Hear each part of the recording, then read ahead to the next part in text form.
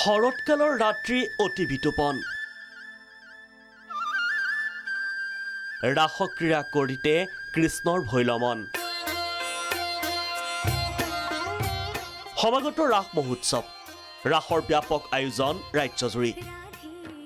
ভিন্ন প্ৰান্তত ৰাসৰ আখৰাত ব্যস্ত হৈ পৰিছে যুৱক যুৱতীসকল নলবাৰী হৰি মন্দিৰ ৯০তম ৰাস মহোৎসৱৰ ব্যাপক প্ৰস্তুতি ২৬ নৱেম্বৰৰ পৰা ৮ ডিচেম্বৰলৈ আয়োজন ৰাস মহোৎসৱৰ পূৰ্ণগতিত প্ৰস্তুতি চলিছে নলবাৰী হৰি মন্দিৰ ৰাস মহোৎসৱৰ ১৩ দিনীয়া কাৰ্যসূচীৰে আয়োজন কৰা হৰি মন্দিৰ ৰাস মহোৎসৱৰ প্ৰথম দিনা উপস্থিত থাকিব মহাভাৰতৰ কৃষ্ণ চৰিত্ৰত অভিনয় কৰা নীতিশ ভৰদ্বাজ ৰাস মহোৎসৱৰ শুভ উদ্বোধন কৰিব জগতগুৰু শংকৰাচাৰ্য স্বামী অধ্যক্ষ জনানন্দ দেৱতীৰ্থজী মহাৰাজ ১৩ দিনৰ ৰাস মহোৎসৱত বিভিন্ন কাৰ্যসূচীৰ আয়োজন প্ৰতিদিনেই মাজুলীত দ্বিতীয় বৃন্দাবন সদৃশ পৰিৱেশ উদুলি মদুলি এতিয়া মাজুলীৰ পদুলি ৫০০ বছৰীয়া পৰম্পৰাৰে শংকৰদেৱৰ কেলিগোপাল নাটৰ আৰ্হিত মাজুলীৰ ৬৬ মঞ্চত চলিছে ৰাসৰ আখৰা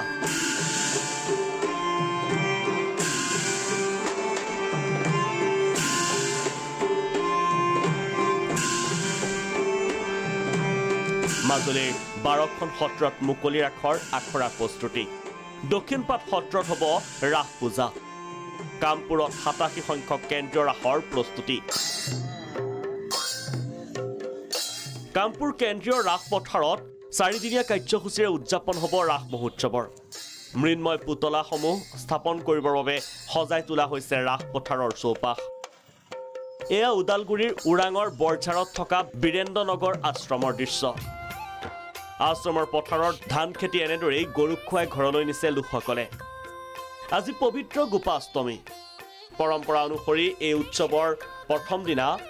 আশ্ৰমখনত থকা ধাননি পথাৰখনৰ ধান গৰুক খুৱায় গৰুৱে খোৱাৰ পিছত ধানসমূহ ঘৰলৈ নিলে লোকবিশ্বাস অনুসৰি দুগুণে বৃদ্ধি পায় ধান উৎপাদন ৬৭ বছৰীয়া এই পৰম্পৰা ৰক্ষা কৰিয়ে এইবাৰ ১০ দিনীয়াকৈ পালন ৰাস মহোৎসৱৰ ৪৮ সংখ্যক পাঠশালা ৰাস মহোৎসৱৰো প্ৰস্তুতি ২৬ নৱেম্বৰৰ পৰা ১৫ দিনীয়া কাৰ্যসূচীৰে পালন কৰা পাঠশালা ৰাস মহোৎসৱৰ উদ্বোধন কৰিব বিধানসভাৰ অধ্যক্ষ বিশ্বজিৎ দৈমাৰীয়ে উদ্বোধনী অনুষ্ঠানত উপস্থিত থাকিব বলিউডৰ জনপ্ৰিয় কমেডি অভিনেতা আছৰানী ১৫ দিনীয়া বৰ্ণাঢ্য কাৰ্যসূচীত প্ৰতিদিনেই হ'ব বিভিন্ন প্ৰতিযোগিতাৰ আয়োজন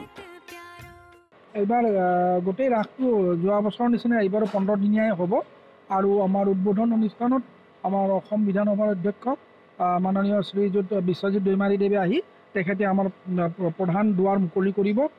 আৰু তাৰে পিছত আমাৰ ১৫ দিন আমি ইয়াত অনুষ্ঠিত কৰিম এনেদৰে ৰাজ্যৰ উজনিৰ পৰা নামনিলৈ ব্যাপক প্ৰস্তুতি চলিছে ৰাস মহোৎসৱৰ আয়োজনৰ ব্যুৰ' ৰিপৰ্ট প্ৰাগ নিউজ